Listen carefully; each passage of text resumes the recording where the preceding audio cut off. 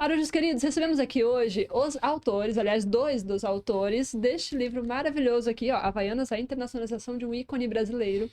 O querido Alexandre Tino e o Sérgio Sanches contaram pra gente vários desafios por trás de internacionalizar o chinelo mais amado do Brasil. E não só desse caso da Havaianas, mas vários outros. Como que as empresas precisam se preparar para não pagar mico lá fora? E tem empresa grande que pagou grandes micos, tá? Não só a empresa, como também pessoas, né? Contaram aqui pessoa que pagou mico tentando falar espanhol, pessoa que pagou mico tentando falar inglês e traduziu uma coisa que deu a entender striptease, enfim. Teve até marca que teve que mudar o nome do seu produto para não falar um palavrão em outro país. Então você precisa assistir esse episódio para você ficar por dentro e não cometer essas gafes, hein? Fala, Marujo! Olha só, começando nossos trabalhos, seja muito bem-vindo a bordo de mais um episódio do seu querido e amado Portcast. Você, nosso querido seguidor que nos acompanha já há anos, e você que chegou agora, muito obrigado pelo seu carinho, muito obrigado pela sua interação. Cada vez que você curte, compartilha e comenta, você nos ajuda muito a fazer esse conteúdo chegar a mais e mais marujos que amam essa área de tecnologia portuária. E sabe quem também que ajuda bastante? Nossos queridos patrocinadores. Então quero agradecer aqui T2S, software e soluções tecnológicas para o setor portuário, mais de 20 anos aí navegando pelos mares da inovação tecnológica. Data Recintos, um software que ajuda os terminais a migrarem as informações para a Receita Federal, para dar satisfação na movimentação, para evitar que seu armazém seja desalfandegado. Então, conte com o Data Recintos, monitoramento em tempo real, de forma segura e confiável. E Logcomex, nossa querida parceira aqui do canal, que nos ajuda a falar mais sobre inovação com Big Data e inteligência artificial para comércio exterior. E, inclusive, eles têm várias soluções que ajudam as empresas a conquistarem novos mercados, conhecerem o que os mercados internacionais querem do Brasil e como que a gente pode aproveitar isso. E aproveitando esse tema, nós trouxemos aqui, gente, pessoas muito especiais que são especialistas nessa parte de internacionalização de empresas. Então, eu queria agradecer muito a presença de vocês. Sejam bem-vindos a bordo, Alexandre Tino, Sérgio Sanches, muito obrigado pela presença. Finalmente conseguimos marcar, né? Consegui. Obrigado. Obrigado pelo convite, Ellen. Foi um prazer. Eu que agradeço. Para quem não está reconhecendo, quem ainda está chegando agora nessa área, eles são simplesmente pessoas que escreveram este livro aqui, ó. Vou até pegar para mostrar. Dá para mostrar nessa daqui? Olha só. A história das Havaianas, a internacionalização de um ícone brasileiro, tá? Está disponível na Amazon, está disponível em várias plataformas. E conta a história da internacionalização do chinelo que a gente ama, né? Do chinelo que todo mundo usa, inclusive era o slogan, né? Todo mundo usa. Então eles vão contar um pouquinho pra gente, não só dessas particularidades, mas também de vários desafios com relação à internacionalização de empresas. Se você é um pequeno exportador, um médio exportador ou um grande, o que você precisa saber para não cometer algumas gafes na hora de exportar, né?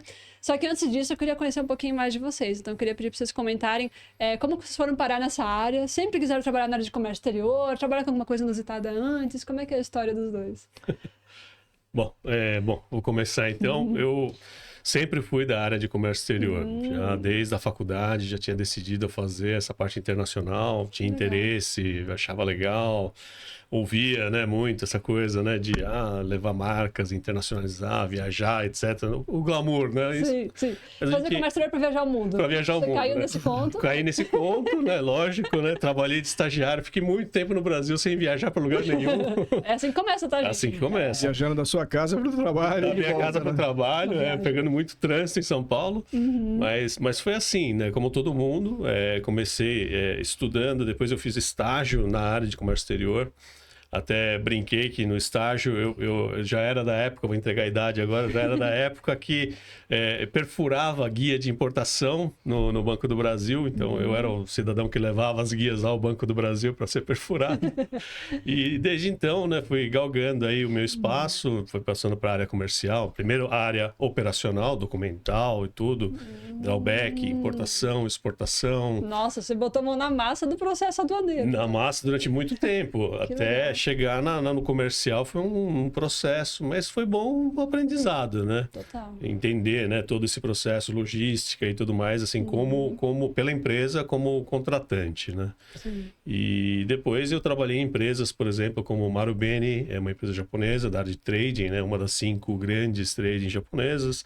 Trabalhei na Fujifilm, importando e exportando filmes fotográficos, mesmo? químicos, etc e tal. Olha, eu trabalhei com o teu concorrente. Ah, é? A Kodak? É.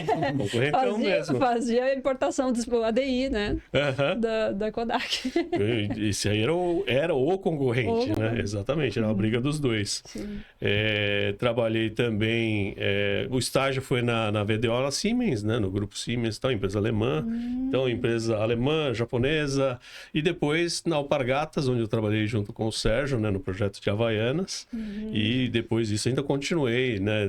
Seara Alimentos, consultoria e até entrar na minha própria empresa. Que legal, olha só. Quantos anos, mais ou menos, assim, sem querer entregar a idade? Sem entregar a idade, mais de 25, vamos dizer. Uau! Mais de 2 décadas de Mais de experiência 2 com o décadas. Comex. Você viu como é que você evoluiu do papel, né? Sim. Literalmente, da coisa datilografada pro totalmente digital hoje. Literalmente, datilografei muitas guias de drawback, olhando guia de importação e guia de exportação e fazendo o drawback. Nossa!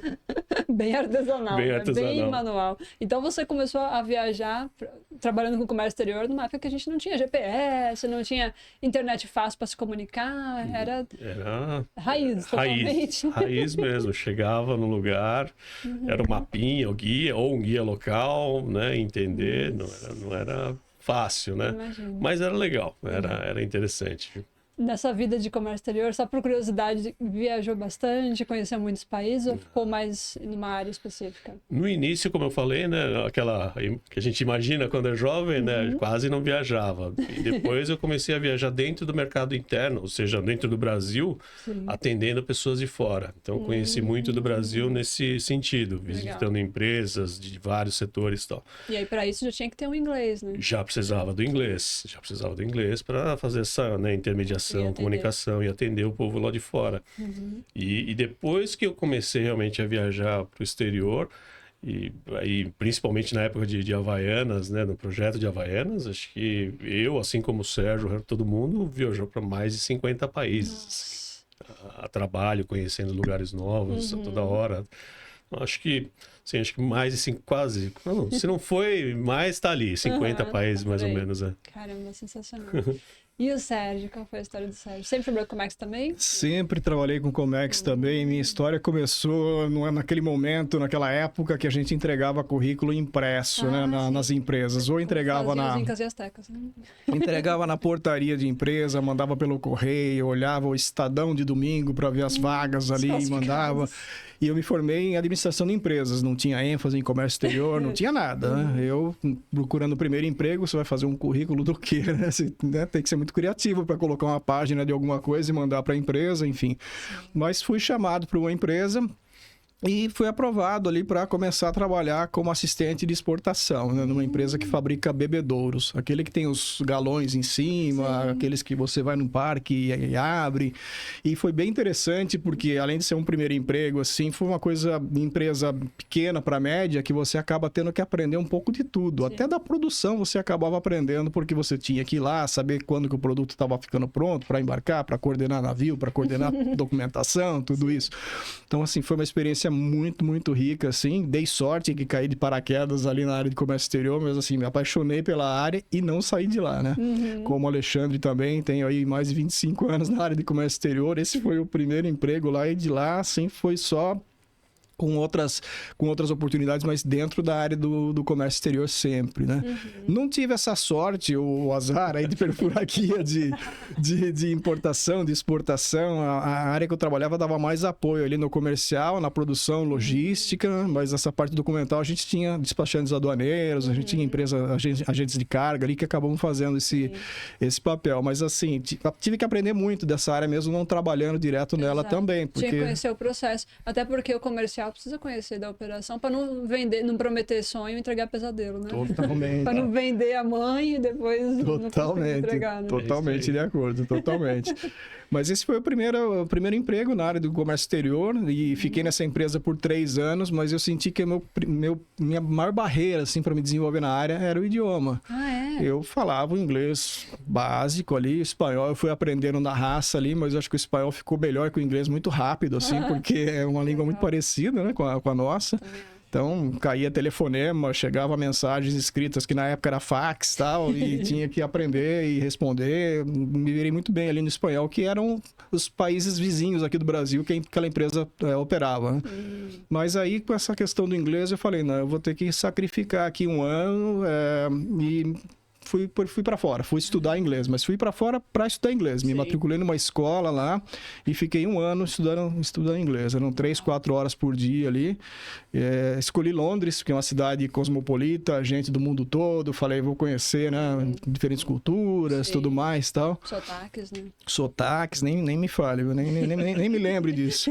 Porque você chega lá, pelo menos eu cheguei assim, falei, bom, eu já falo inglês, vou só aperfeiçoar, né? Tô aqui para aperfeiçoar, só uma coisa que eu já sei, né? E você passa 1 ano lá e volta e fala, caramba, o que eu fiz aqui? Eu acho que eu não aprendi nada, né?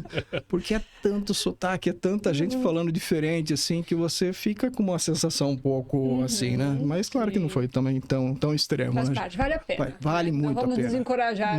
Não, pelo contrário, valeu muito a pena, muito Inclusive, a pena. a gente tem um episódio que foi ao ar há pouco tempo com um professor de inglês que dá aula pra galera de Comex. Então, também vale a pena porque ele falou bem isso, da questão de sotaques e tal. O importante é se fazer entender, né? Exatamente. Mas a gente fala brincando isso porque, assim, gente do norte do Reino Unido conversando com gente do sul, eles às vezes não se entendem, né? Exatamente, às vezes não entende, então, né? quem sou eu, né?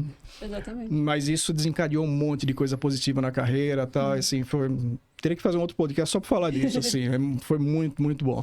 Aí, voltando de lá, seguiu a carreira na área do comércio exterior, trabalhei em empresa alimentícia, eu tive uma passagem na Nestlé, muito bacana, na Kerry Foods, que é outra grande multinacional também do setor alimentício. Depois disso, uma passagem rápida, mas também interessante na Ericsson, já uma outra área, telecomunicações, e até que eu fui parar na Alpargatas, né? É até curioso, porque um dos autores do livro é o Eduardo, né? E quando eu entrei na Nestlé, conheci o Eduardo, que ele trabalhou lá.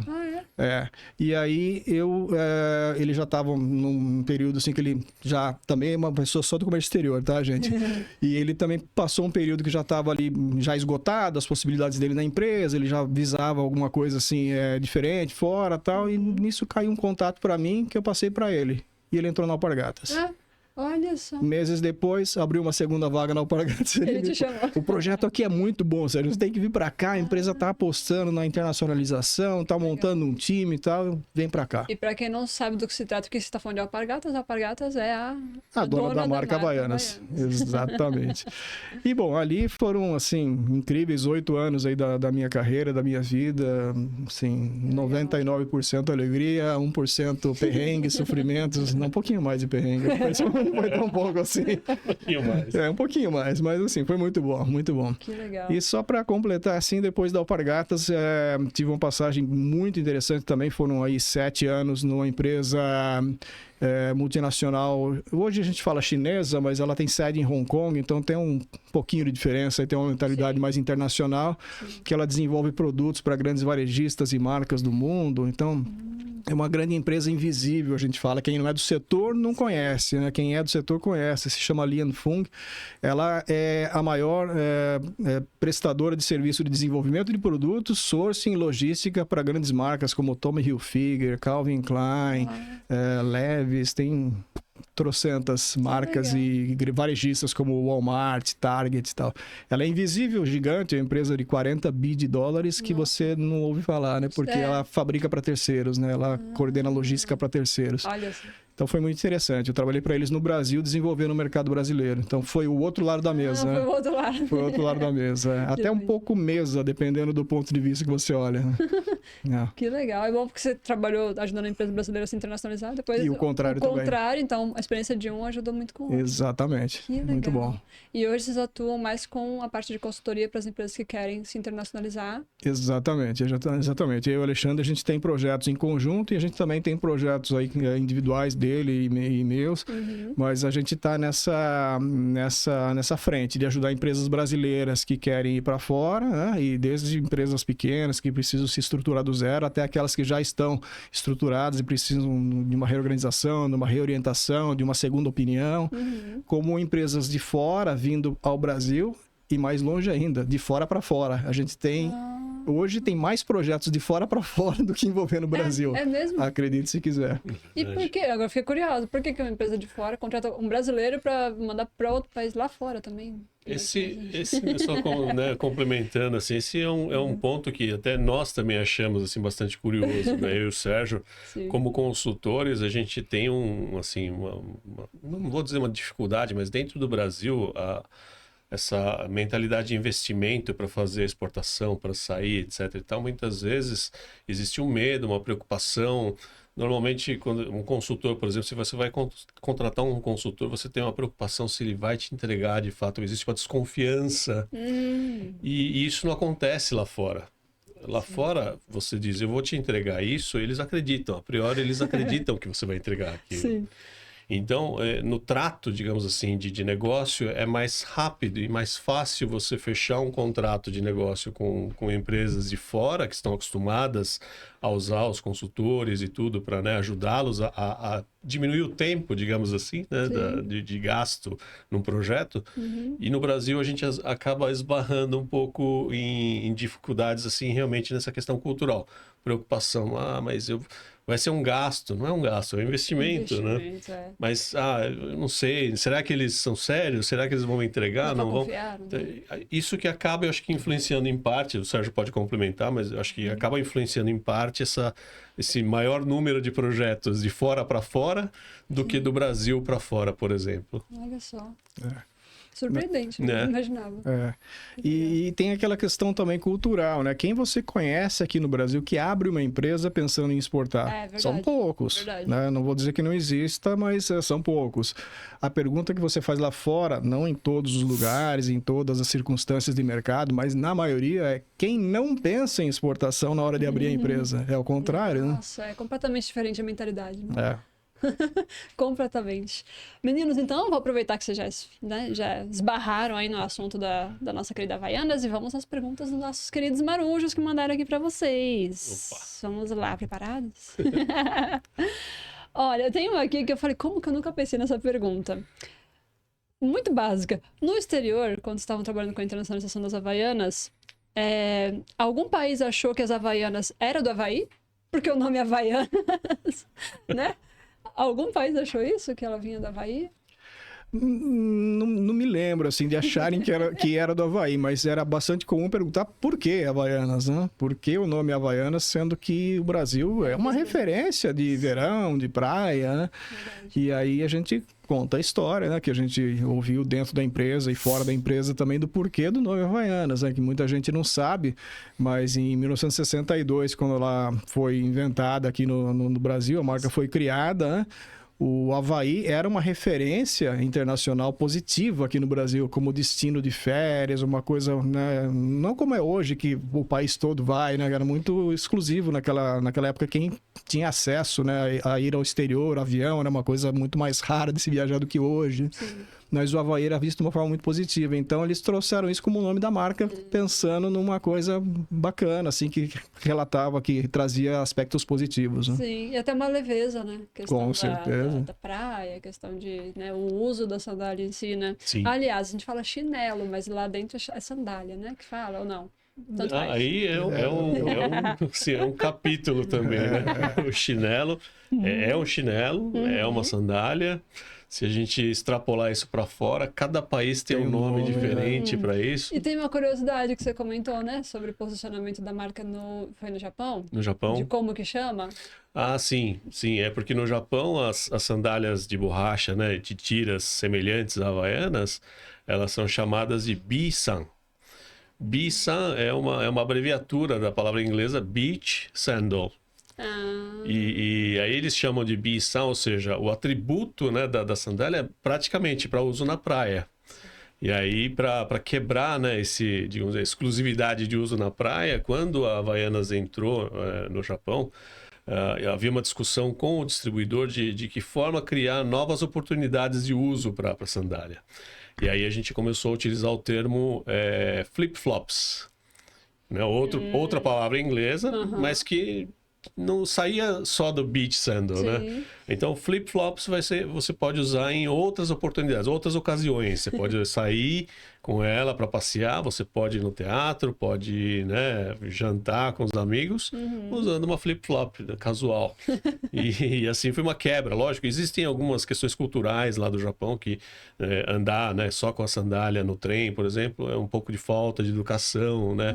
Então, sem, né? Porque é muito informal. É muito informal. No trabalho, por exemplo, né, normalmente você usa o calçado fechado, né, meia, etc e tal. Então, para até quebrar isso, assim, é uma questão, um trabalho cultural muito forte, né, que tem que ser feito. Mas aos poucos, né, junto com o distribuidor, conseguimos aí convencer as pessoas a usar em mais oportunidades fora da praia ou fora da piscina. Sim, já tirando esse nome de praia, para a pessoa entender que pode usar em qualquer lugar. Né? É isso aí. E você chegou a morar no Japão, não foi? Morei no Japão, não na época eu morei antes, né, eu estudei uma época no Japão também. Viajava para o Japão acho que 3 ou 4 vezes por ano, na época que trabalhava com Havaianas, pelos eventos, pelas negociações e tudo mais. Você era responsável pelo mercado asiático? Eu era responsável pelo mercado asiático e da Oceania também, né? Então, sempre viajando nessa região, tá? O Japão era um dos mercados que eu atendia e ia muito. E depois eu morei no Japão, né? Em uma outra empresa, já na JBS, na Seara. Morei lá, mas é um projeto de venda de carnes, de frango. Sim, totalmente diferente, Mas também de exportação, Sim, né? perfeito. Portanto, você falou de exportação para o mercado asiático, isso já ajuda a responder a outra perguntinha aqui que falaram... Peraí, que tem uma sobre o mercado asiático que eu vi aqui. Aqui, ó. O que acharam de mais desafiador no mercado asiático? Foi essa questão da quebra da cultura de usar o chinelo sem ser só na praia? Ou teve algum perrengue, algum desafio maior? A China, por exemplo, né, ela estava naquele momento ainda de desenvolvimento, de crescimento, né, acelerado. Sim. E, por exemplo, nós entramos em mercados como Japão, Coreia e Taiwan, que eram as vitrines, digamos assim, para produtos de marcas, né? E a China continental, ou Hong Kong também, né? Ainda também era uma vitrine, né? Boa para marcas internacionais. Mas a China continental, até o pessoal de Taiwan dizia, ainda não entendia muito essa coisa de marcas. Eles entendiam de Gucci, de Prada, mas essas marcas intermediárias, o lifestyle, né? Que a gente dizia, não era uma coisa que eles entendiam muito bem, né? Ou é marca ou não é, né? Então, era um período que as pessoas teriam que entender esse tipo de mudança de cultura. Quando se fala do vinho, por exemplo, o chinês comprava os vinhos caros, mas não apreciava. Botava gelo num vinho caríssimo, mas ele queria mostrar o rótulo, né? Que eu estou comprando o vinho mais caro da prateleira, né? Da adega, mas... Era a mesma coisa com as outras marcas. Então, isso foi, assim, digamos, uma quebra. Até eles entenderem, até esse processo de desenvolvimento que a gente já tinha, né? Em Taiwan, no Japão, Coreia do Sul, Hong Kong, isso acontecer na China foi digamos assim, uma quebra de paradigma. Levou-se muito tempo até se conseguir fazer isso. Hoje, a China é o contrário, né? Está tão avançada que nada de braçada. Sim, com certeza. E na qualidade da fabricação também, né? Eles evoluíram. Eles evoluíram. Em vários aspectos, né? Em vários aspectos, Muito legal. Teve algum perrengue específico que você lembra de ter passado? A gente gosta de saber uns perrenguezinhos, ou de viagem, ou de negociação, micos. A de viagem, nossa, tem bastante história. Tem bastante. Onde, se for ali de Ásia, Europa, Ásia e tal, por acaso eu cuidava de Rússia também, né? Eita. Que a Rússia era ali no extremo, estava entre Ásia e Europa, né? Mas aí ficou para mim. Eu cuidei de Rússia durante um tempo. Sim. E aí tem um perrengue de viagem interessante, que inclusive está até no livro. Era a Copa do Mundo, na época da Copa do Mundo de 2002. 2002, se eu não me engano, é 2002, E eu estava chegando em Moscou mais ou menos ali meia-noite e tal. Verão, né? Sol da meia-noite, claro ainda. E o meu Nossa, hotel... que louco, mas sol mesmo. Sol da meia-noite, Meu porque o verão, o sol se põe lá para 1h da manhã, né? Nossa. E eu tava chegando nesse dia e o meu hotel era ali ao lado da Praça Vermelha, chama Róssia. Eles diziam que era o maior hotel da Europa em tamanho, né? Era um quarteirão inteiro. Nossa. E eu chegando ali, né, assim, de noite, meia-noite e pouco lá, então, fiz o check-in, né, tudo certo. Aí o bellboy pega minhas malas, me acompanha até o quarto, aí ele vem com aquela conversa, né, de... Ah, o senhor vem do Japão, né? Não, Coitado, sou né? brasileiro. Quantas vezes você passa por isso na vida? Ele olha com aquela cara, tá. E aí, daqui a pouco ele de novo, né? Não acreditou, acho que eu era do Brasil, né? E aí ele disse, hoje teve jogo, né? Rússia e Japão. Ok. Legal, Tá assisti. ótimo. Não assisti, eu tô chegando de viagem. O Japão ganhou. Ótimo, né? Legal. Eu torço pro Brasil, né? Mas tudo bem. Aí acabou a conversa, cheguei no hotel, dormi. De manhã, eu tô tomando café da manhã, vem um cidadão japonês mesmo, na minha mesa ali e tal, falando em japonês comigo, né? E tu entendia? Eu falo japonês, eu falo japonês. Aí ele me viu, achou que eu era japonês, né? Já viu falando em japonês comigo. A embaixada disse que não é para sair do hotel hoje, porque tá perigoso.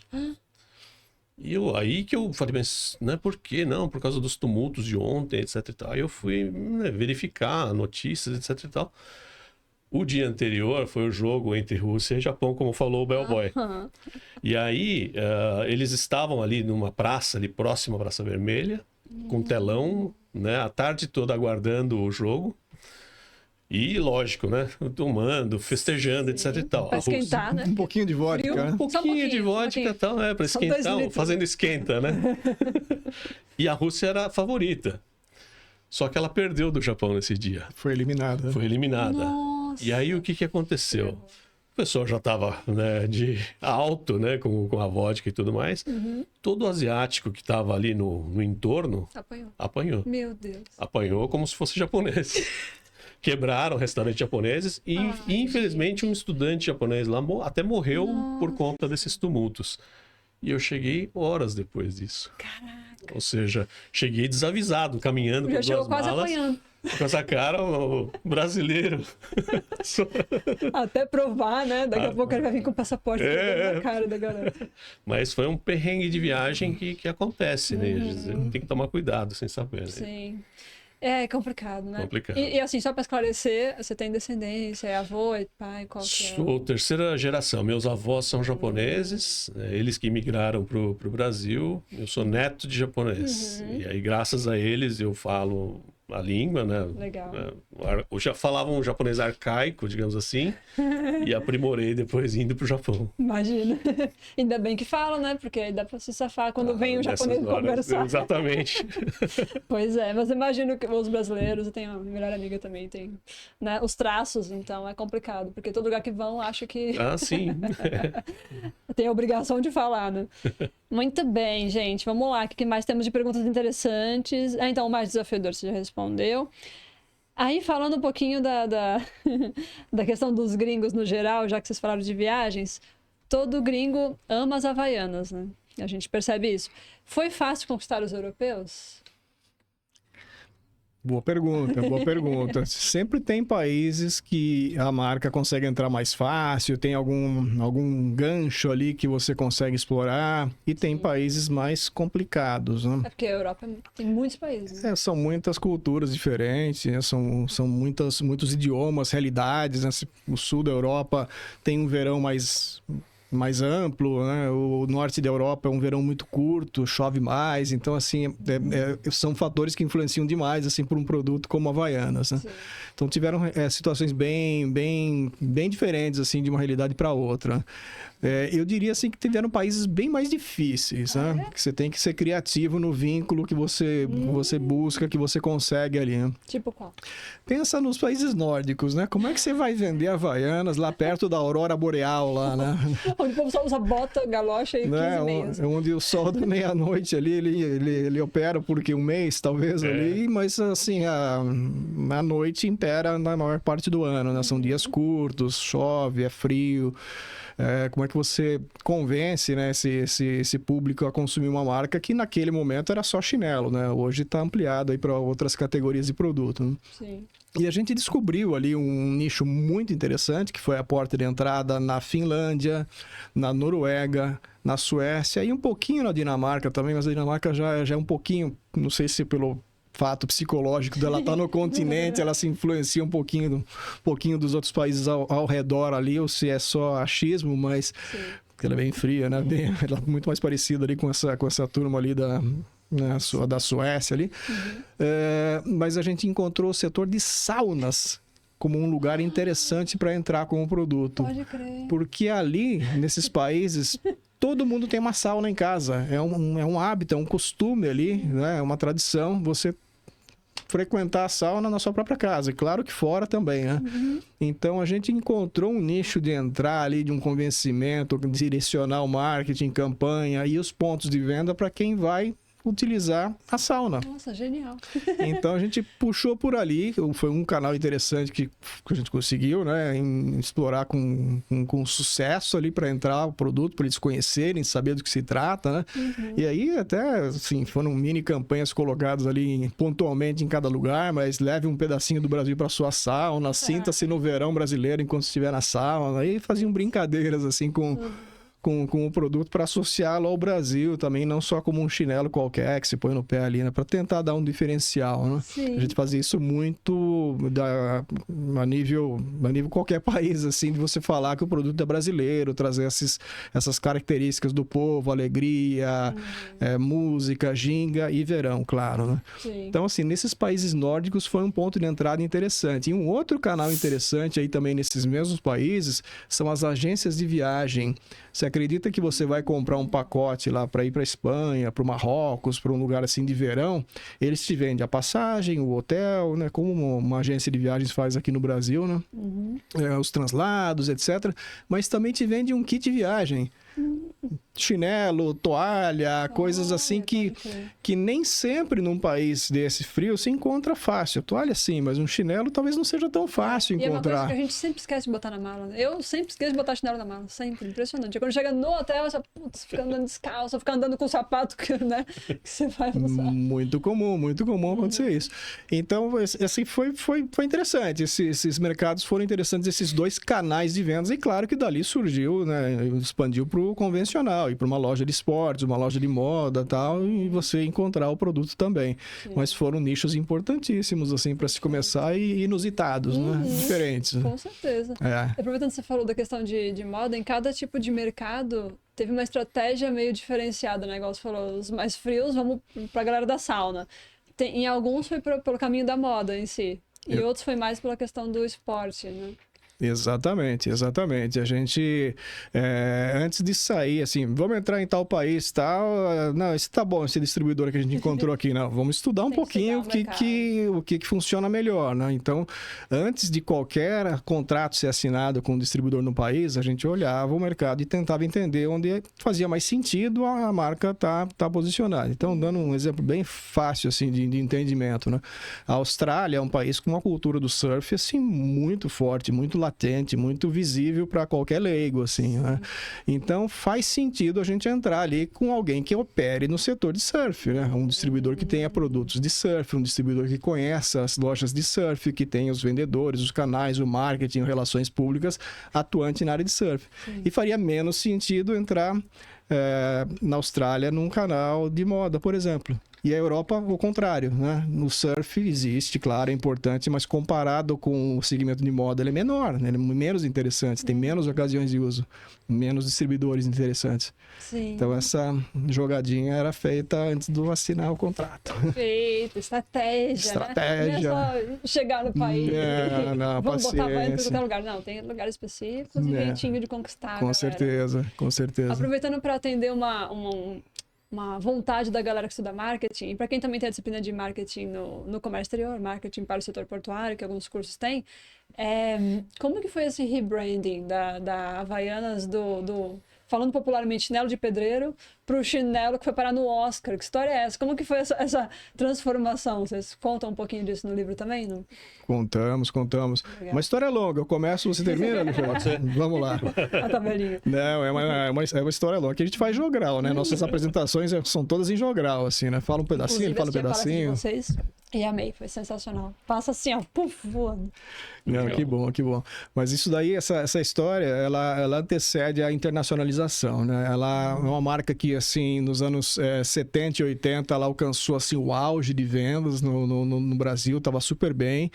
E nos anos 90, ela pegou uma curva, uma descendente, assim, preocupante, que a empresa, ela encomendou aí pesquisas e fez estudos, assim, achando que realmente era o fim dos tempos, né? Ela estava numa descendente preocupantíssima, assim, que se não fizesse nada, ela poderia desaparecer ou ficar muito pouco relevante.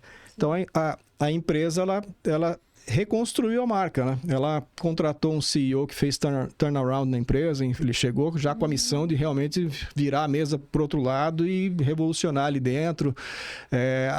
Até então, as propagandas no Brasil eram feitas com o Chico Anísio, né? Comediante, anos 70, 80, que naquela época os programas de comédia no Brasil, de humor, tinham uma audiência gigantesca, como as novelas. Então, você tinha que ter uma voz, uma cara ali nesse segmento, assim, porque trazia muito valor para a empresa, né? Para a marca, e a propaganda toda voltada para produto. Não solta as tiras, não tem cheiro, né? É verdade. Não deformam. Marketing 1.0, 2.0, 3.0, percebe como isso mudou. Produto, né? totalmente as características do produto. Funcional, produto. Né?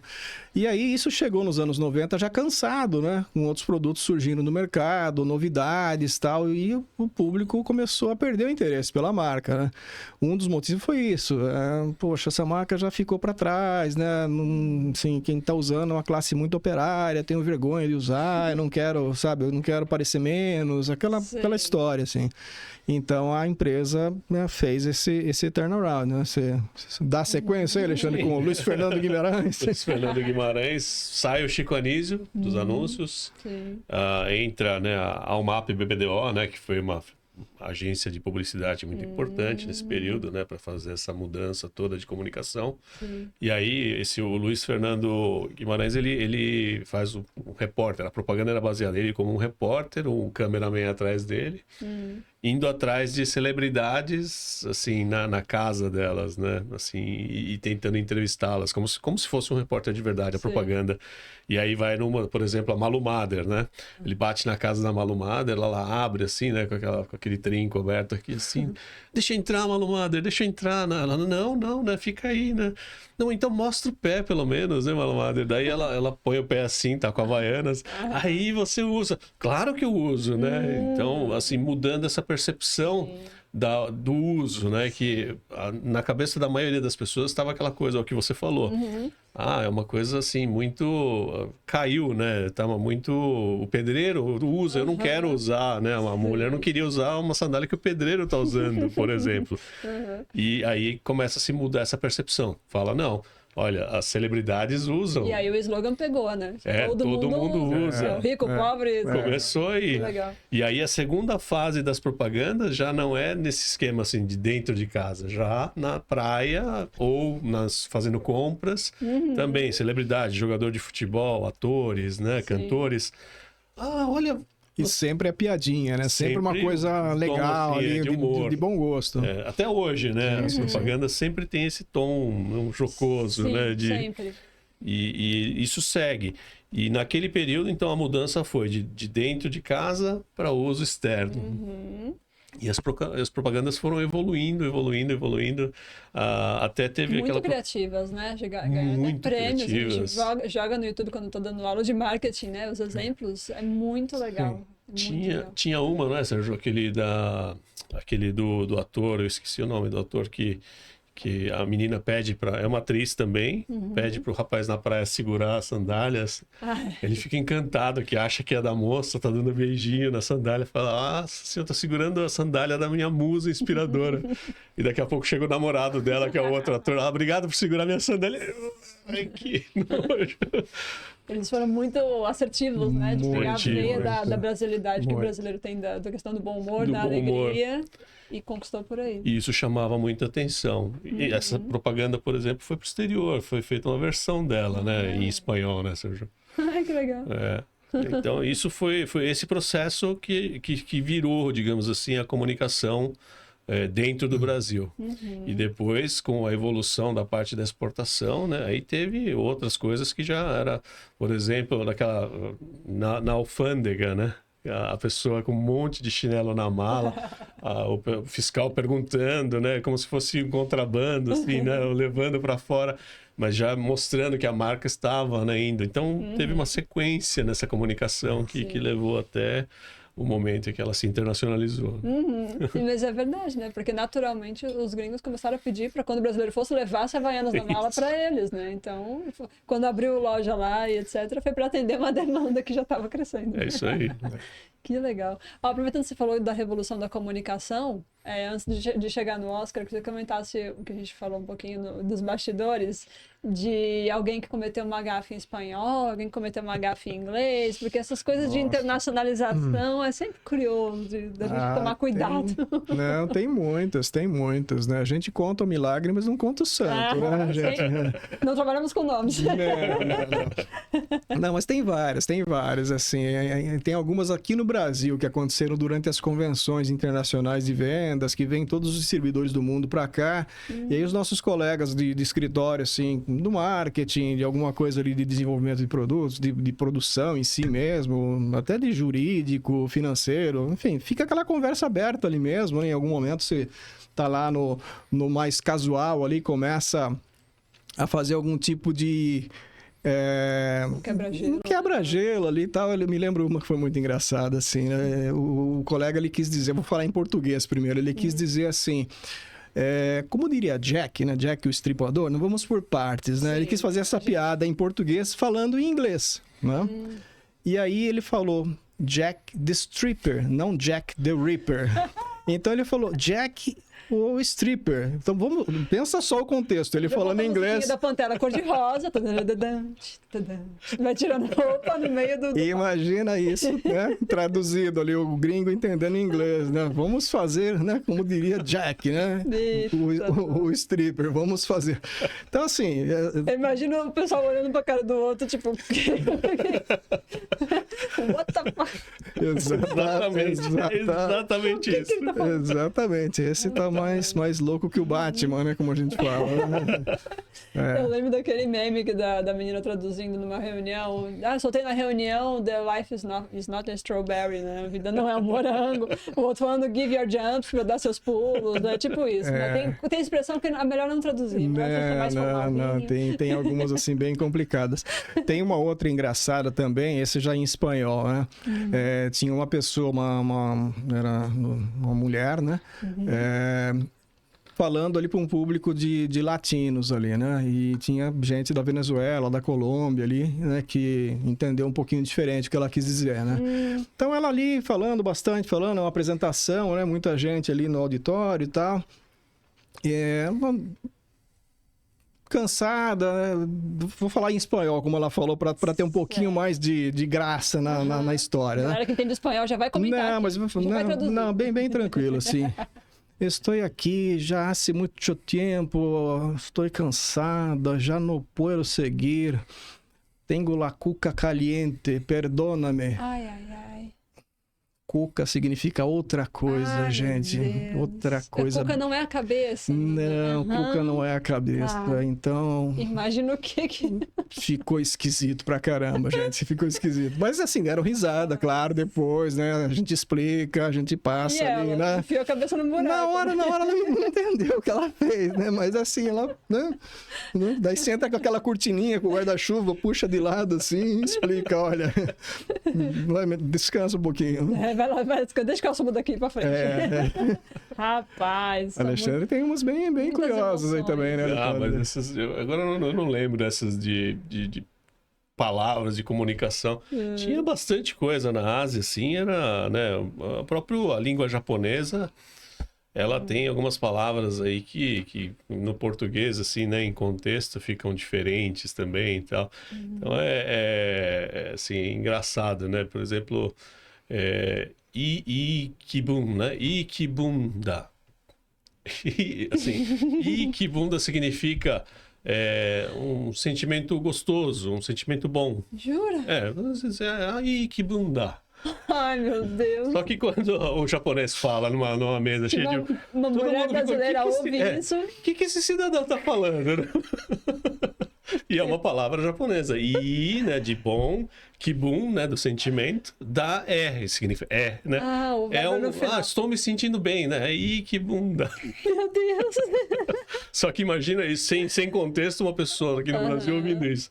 Então acontecia esse tipo de coisa, você estando com grupos aí de vários países, né?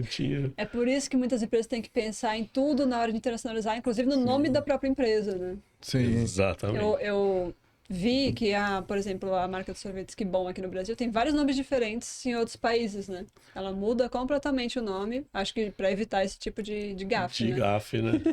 A Mitsubishi, né, tem um exemplo no carro deles, o Pajero, né, que eles não podem usar esse nome nos países hispânicos, né? Também porque é ofensivo, né? Por quê? Pajero em espanhol é punheteiro, gente. Então imagine, você tem um carro chamado punheteiro. Melhor adaptar o nome, né? Melhor colocar outra coisa. Melhor mudar, né? É recomendado. Então isso já responde a pergunta aqui que falava, que pergunta erros grosseiros, né? Acho que a gente que erros grosseiros vocês já viram acontecer na internacionalização de empresas. Acho que a principal questão de nomes, né? E teve alguma coisa que os países exigiram de personalização para aceitar Havaianas lá dentro?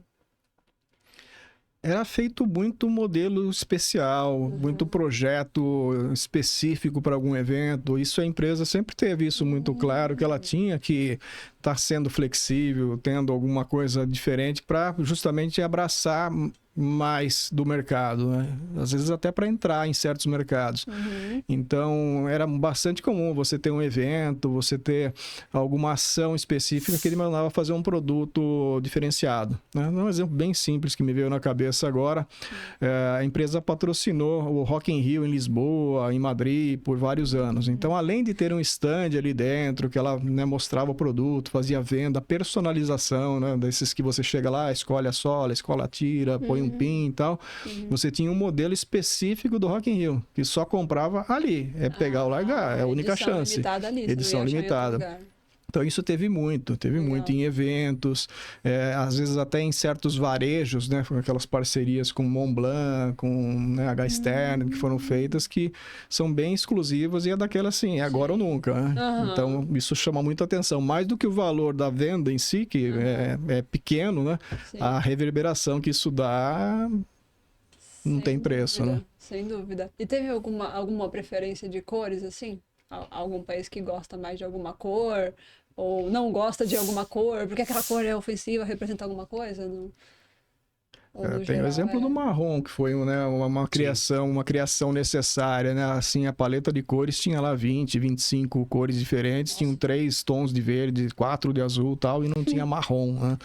Então, assim, alguns distribuidores assim falavam, como é possível, gente, né? O que mais vende é o branco e o preto, o marrom vai entrar junto com ele, ali precisa ter. Então, isso sim, vinham esses inputs, né? E assim, boa parte deles era aceito e realmente funcionavam, né? Inputs de bom senso, né? Até porque os inputs ruins a gente também filtrava, porque a gente tem, né? Recebe, né? É normal, né? A gente filtrava e tal. mas uma preferência por cor, assim, ou significar alguma coisa boa ou ruim, eu não me lembro de nada assim. Não, nada muito agudo, assim. Teve, lógico, país que comprava um pouco mais de determinada cor, né? Menos de outras. Aí variava, porque a paleta ela era escolhida, assim, baseado na moda. 2 anos antes, Bem lembrado. o estilo, né? E tudo, ia pesquisar o que seria lançado no próximo, as tendências, etc e tal. Então, todo o setor têxtil, né? Premier, Vision, essas feiras de tendências, eles iam antes, escolhiam as paletas de cores, e aí quando a coleção era lançada, ela já estava casada com a moda. Ou seja, todos os acessórios, as roupas, etc., já estavam com aquelas cores. A gente tinha as cores que combinavam. Olha só. Né? Tanto que os editores de revistas de moda pediam o produto para fazer composição de look. Então, eles tinham lá o azul que combinava com o biquíni da marca X lá na Itália. O vermelho no exato pantone do vestido da marca tal da França, assim. Então, assim, era uma coisa que a gente até mostra durante as palestras e tal, o quanto isso dava certo, quanto casava, assim, porque gerava um monte de editorial de revista, assim, free of charge. Sim, e até hoje são com os influencers, né? Que Sim. Exato. você tá usando tal roupa com tal chinelo, né? Com tal calçado, e o pessoal comenta, da onde é esse chinelo? Não sei o quê, né? Então, ele Exato. já usa intencionalmente para aquilo, né? É isso, Nada por exatamente. acaso. Exatamente, Sem querer, ele mostra o exatamente. pezinho, né? Exatamente. Você pensa que é tudo espontâneo? Não, nem sempre. Nem sempre. Eu lembrei só do negócio do nome da cor, né? Que uma vez para a Austrália, nós tínhamos lá os catálogos e eram escolhidas as cores, os nomes das cores. Verde limão, né? Verde limão, por exemplo, Sim. azul piscina, né? Sim. E aí, uma vez, acho que da Austrália veio a demanda assim: gostamos desse blue pisking. Pisking? Que é Foi isso? procurar no sistema, não tem Não muito. tem essa cor, né? Não, nós vamos comprar o blue pisking. Era o azul piscina.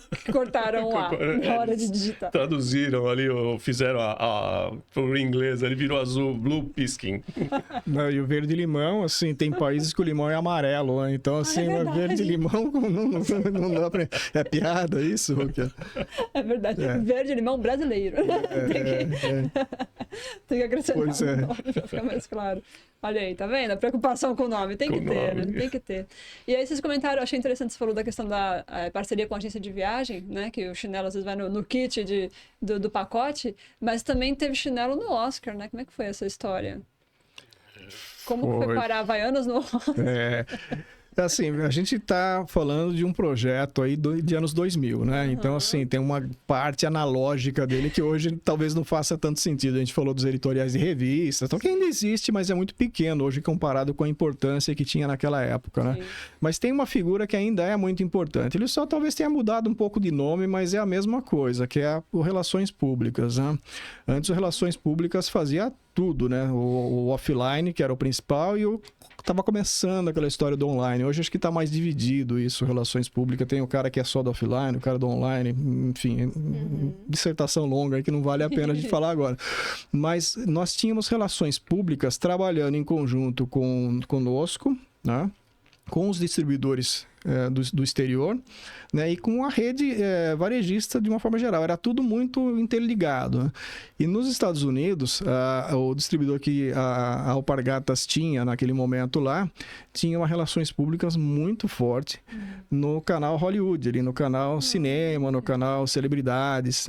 Então, ela conseguiu vender o projeto Havaianas ali dentro, para que se convencesse as pessoas de que valeria a pena ter uma marca brasileira que estava estreando aí no mercado americano no Goodie Bags, que é essa bolsa que vai com presentes ali aos nominados ao Oscar e tal. Os recebidos dos indicados, né? Exatamente. Então ela teve essa entrada ali uma primeira vez, né? Depois que entrou, ficou ali por vários anos, né? E foi assim que a coisa se deu, né? Imagina muito. E depois disso, né, aí foi um festival de fotos, né, de celebridades usando o produto, porque mesmo os que receberam um produto de uma cor, de uma estampa lá, depois passaram a gostar da marca, prestar atenção na marca e viraram fãs totais, assim.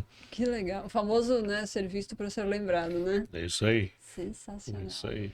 E isso foi para fora, né? Depois o pessoal no Japão queria também expor a sandália do Oscar, né? O mesmo modelo, a caixa. Fizeram, né, editoriais, anúncios na Europa, em tudo. Aí foi aquela comunicação para todo lado, né? Muito legal. Espalha, né? E acho que é uma dica interessante até para quem está apostando, ou pensando em apostar no comércio exterior. Esse é um excelente exemplo de que os eventos eles têm que ser planejados e executados antes, durante e após, né? Você imagina se a empresa faz isso do Oscar nos Estados Unidos e não avisa o Japão, a França, a Itália, o Paraguai, a Argentina, a Filipinas, que ela vai fazer isso no Oscar, né?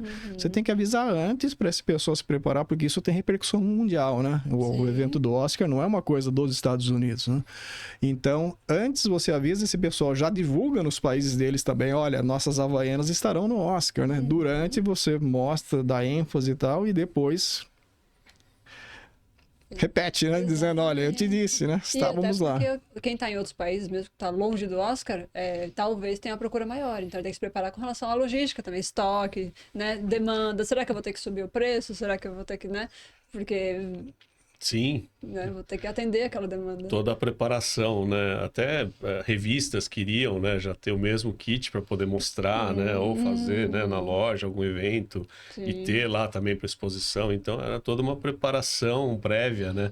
Para a hora que saísse, né, as informações lá do Oscar nos Estados Unidos, todo mundo já estava preparado para fazer algum tipo de ação também no seu país, né? Perfeito. Aí é bonitinho quando o marketing, o comercial e a logística estão conversando. Estão alinhadinhos, né? Sim. Ajuda, né? De mão dada, né? Porque às vezes tem empresa que parece que são inimigos, né? O operacional vê o marketing chegando já se esconde. Exato, né? É verdade. O comercial não se dá muito bem com o operacional. Não, e esse é um dos motivos que a gente atribui o sucesso do projeto, né? A gente até conta isso no livro já, no primeiro ou na segunda página, a gente fala, esse livro aqui é escrito em primeira pessoa do plural, nós, né?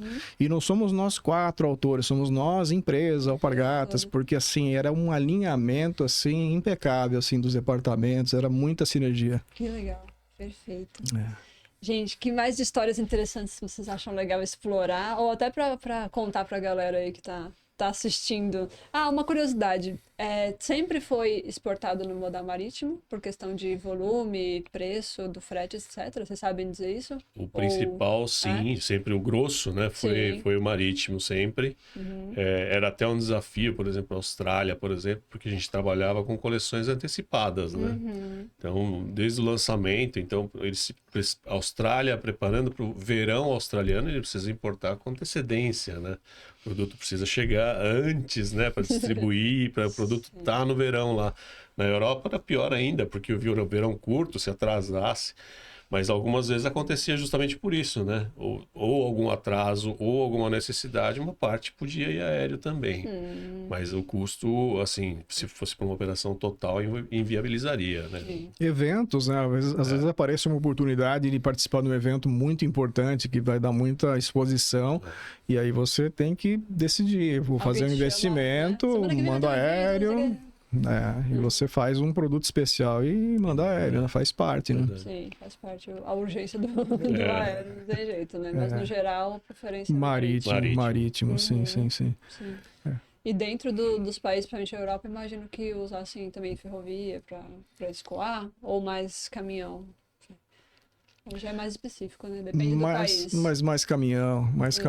Eu acho que funcionava melhor. Porque são distribuidores, falando de Europa, né? São distribuidores do setor de moda e acaba que o produto vai junto com tênis de outra marca, com roupa de outra marca, né? Os distribuidores, eles têm lá um portfólio de marcas tal, e para as lojas funciona melhor desse jeito, né? Aqui na América Latina é um pouco diferente, né? Já são distribuidores mais generalistas, vai com produto alimentício, é diferente, né? Como você abastecer um supermercado e como abastecer uma boutique, são diferentes o mix de produtos. Né? Eu achei interessante quando você falou na palestra que eu assisti, que, poxa, Havaianas é um produto básico, depois diversificou para outros tipos de produtos, né? Até galocha, né? Óculos, eu vi na palestra. Mas eles fizeram o básico muito bem feito, né? E consideraram a questão da qualidade e do conforto, etc., mas eles se inspiraram nas sandálias japonesas? Japonesas. Zori. Eu achei interessante porque você comentou, só que eles tinham um SKU só e a Havaianas criou 2, né? É o que o Sérgio comentou, né? Que a sandália de origem, né? De inspiração é a Zori, que é uma sandália de palha, de arroz, com tiras de tecido. E aí o Sérgio tinha comentado que ela não tem lado, ela é igualzinha, direita e esquerda, os dois pés são iguais, assim, né? Então você pode trocar que não vai sentir diferença. Mas a Havaianas, quando criou e patenteou, né, a sandália na borracha, ela já fez o pé direito e o pé esquerdo direitinho. E aquele arrozinho que vai na sola, né? Aquele desenho do arroz, é também baseado na inspiração da palha de arroz. É uma homenagem. É uma homenagem. Gente, eu nunca tinha me tocado. Realmente, parece um grão de arroz. É o arroz. Até dentro da empresa a gente usava, né? O termo arroz, né? Na palmilha. Olha, que legal. Que legal. A gente pisa no negócio a vida inteira e agora descobre as histórias. Sensacional. Tudo a ver. E o desenho das tiras, a gente falava as gregas, né? Porque imita um pouquinho aquela coroa grega, né? Do Júlio César. Sim, o que vai na tira, assim, né? Sim, o raminho, né? Que tem. Júlio César era grego, eu tô falando de algum romano e dei gato. Nós falamos gregas, né? Lá dentro, gregas.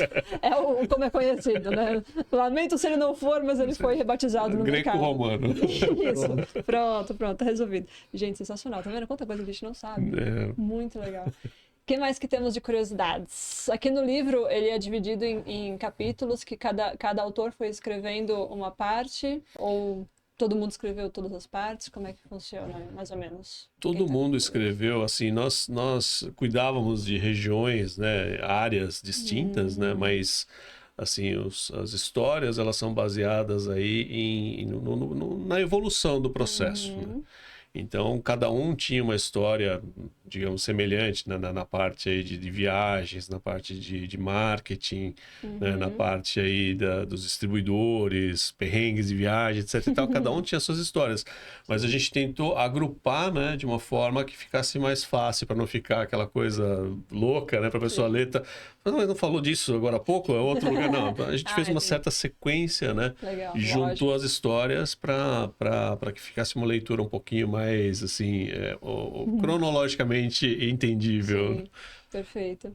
Sérgio, antes da gente encerrar, eu queria pedir para você contar mais 2 histórias que eu acho que a gente não falou aqui na gravação, mas falou de bastidores e eu vi também no seu Instagram. Inclusive, gente, sigam eles no Instagram, viu? Que vale a pena. Instagram, LinkedIn, todas as plataformas, vale a pena. Uma marca na Alemanha que cometeu uma gafe, acho que a gente não falou aqui na gravação, né? Não falamos. Demos outros exemplos, mas esse não falamos. E a outra de frango lá, como é que funciona? Esses exemplos pra galera Tá. de comer. Da marca alemã, é uma marca suíça, não, desculpa, é uma marca internacional, agora não me recordo o país de origem dela, mas ela lançou um produto na Alemanha, cosmético, né, da área de cosméticos, chamado Mist Stick. E mist, na Alemanha, significa esterco. Então, você imagina assim a gafe que eles deram, né? Quando perceberam que lançaram um produto ali para passar no rosto com o nome de esterco na Alemanha. Então, assim, uma gafe bem grande, né? A não ser que a pessoa tenha a mente aberta e pense assim, bom, se é usado para adubar o solo, vai adubar minha pele, né? Tem que ter uma mente bem aberta. Tem eu não que teria coragem. Tem que ter uma mente bem aberta. Uma outra mais conhecida é o KFC, né? O KFC, quando foi para a China, ela usou um slogan dela de Finger Licking Good. Finger Licking Good é assim, você está comendo frango ali e tal, ficou aquele resíduo ali, aquele restinho, ele foi lá, chupou os dedos porque tá gostoso e tal. Sim. Eles traduziram isso de uma forma no chinês que fala, coma seus dedos, né? Assim, coma, assim, devore seus dedos, sabe? Então, assim, foi meio macabro, assim, foi bem estranho. Meio canibalismo. Foi mais pro canibal, assim, ficou estranho. Tá vendo só? As empresas grandes também cometem gafes. E quando elas cometem gafes, são grandes gafes. Cometem gafes. Até McDonald's já cometeu gafe em internacionalização. Cometem gafes. E assim, dessas de viagem também, eu gosto sempre de lembrar aquela do Alexandre lá, porque foi quase, né, Alexandre? Foi quase, né? O que ia acontecer? Essa, na Arábia Saudita, né? Estávamos o Carlos, que era o nosso chefe e tal, e eu lá, né? No shopping já, né? Próximo ali da hora de almoço, etc e tal. A gente estava fazendo compras ali, daqui a pouco o rito, né? De chamada para reza, né? Aí, porque a maioria é muçulmana. Muçulmanos, então eles têm, né, várias orações por os dia. horários. Aí começou aquele cântico, todo mundo saiu, né? A gente estava olhando peças de ouro e tal, e o cidadão lá da loja falou, nós vamos fechar, nós vamos rezar, daqui a pouco a gente volta, tá? Ok, fechou. Com vocês lá dentro? Não, com a gente fora, botou a gente pra fora. Aí os dois lá, nós fomos pro banheiro lá do shopping, porque o shopping ficou vazio, né? Foi pro banheiro. Entrou no banheiro lá do shopping e tinha uma área assim, que ela era cercada assim, com torneiras, assim, lembrava um mictório. Lembrava, não era exatamente um mictório. Meio estranho, mas parecia. Tinha água ali, né? E eu, né, e o Carlos lá, tal, nós olhamos ali, acho que é um mictório, né? Acho que sim, né? E tava naquela dúvida, né? Vou ou não vou, né? E quando a gente tava quase, praticamente para ir ali, para fazer xixi no lugar lá e tal, entra um cidadão, sobe ali naquela parte, senta na muretinha e começa a lavar o pé. Era o lugar dele lavar, ele se lavar para ir rezar. Eles têm o ritual de purificação. Isso. Era um lugar e a gente quase fez xixi nesse lugar. Gente, imagina o crime religioso na Arábia Saudita que vocês estavam... São severos lá. São muito severos. E a gente quase, assim, realmente por ignorância, assim, olhando aquilo, parecia, né? Mas não era. Rapaz, olha... Bateu na trave. Bateu na trave. Essa foi por pouco. Ainda bem que ele chegou, ainda bem que ele se atrasou para a oração dele. Ainda bem que ele estava atrasado para a oração dele. Muito bom. Meninos, olha só, a crueldade do tempo. Nos lembrando que estamos finalizando, mas antes da gente finalizar, eu queria saber se vocês querem comentar mais alguma coisa das histórias ou posso ir para a nossa última pergunta? Vamos para a última pergunta? A nossa última pergunta tem nada a ver com a parte profissional. A gente quer saber quem são vocês de bermuda e havaianas. Porque a gente geralmente pergunta quem são vocês de bermuda e chinelo, mas agora especificamente... Aliás, havaianas, publi grátis para vocês, hein? Merecia aqui um patrocínio, tá? Quem são vocês de bermuda e chinelo? O que vocês gostam de fazer nas horas vagas quando não estão trabalhando com comércio exterior? Muito bem. Bom, gostar de fazer uma coisa e fazer é outra, né? Mas gostar de fazer... Eu sou um cara que a vida toda, assim, gostou de esportes, de jogar bola, tênis, mountain bike. Tenho feito muito pouco, infelizmente. Queria voltar um pouquinho mais aí para isso, mas sempre fica aquela preguiça, aquela falta de agenda, mas gosto muito. Sempre que posso, levo meu filho também a andar de bicicleta aí, tô tentando incentivá-lo aí para pegar uma trilhazinha, uma terra. A gente gosta desse momento para realmente espairecer, é muito, muito bom, né? Sou um cara com família pequena, esposa e filho, mas a gente se diverte bastante nas horas vagas, com coisas de cidade, tentando de vez em quando voltar com essas de fora de estrada. Legal, que legal. Gosta de pegar a estrada interior, litoral? Interior, principalmente. Família do interior de São Paulo, né? Pertinho de São Paulo. Então, fim de semana, sim, fim de semana não, a gente tá por lá curtindo os ares do interior. Muito bom. Muito bom. Faz bem, né? Faz muito bem, faz muito bem. E o Ale? Eu também, assim, gosto muito de esporte, sempre gostei, né? Até teve época que o nosso grupo andava de mountain bike. Olha. Os 4 autores, mais alguns amigos, né? Nós saímos de carro para algumas outras cidades para andar de mountain bike. Fizemos vários desses passeios aí.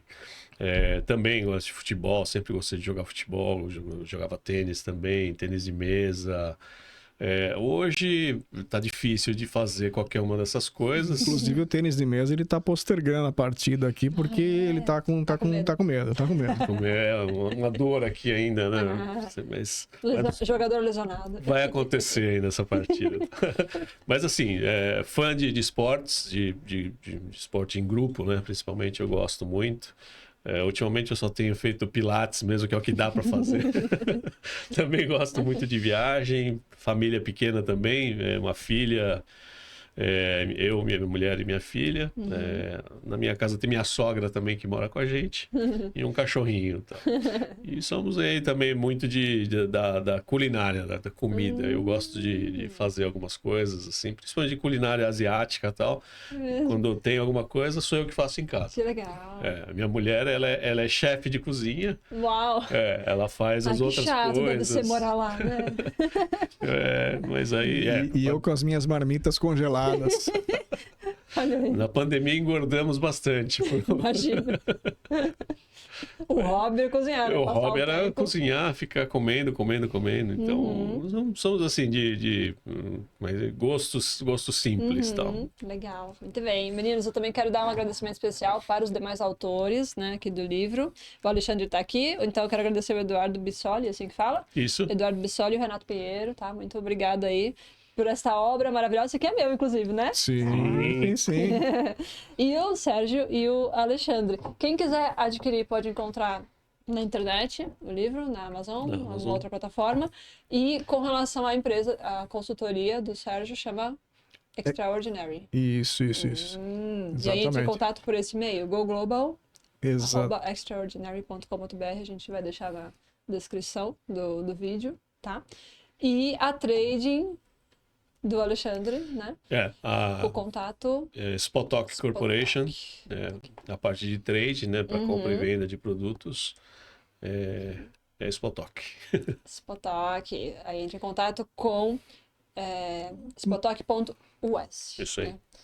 Muito bem, meninos, muito obrigada. Agradeço muito a presença de vocês. Obrigado. Espero que tenham gostado. Já quero parte 2. Vocês também querem? Comenta aqui pra gente contar mais gafos, que com certeza eles têm mais de 20 anos, gente, de internacionalização de empresas. Tem muita coisa pra contar, mas muito obrigada. Foi um excelente. Obrigado, Ellen. Foi um prazer mesmo. Obrigado. Muito bem.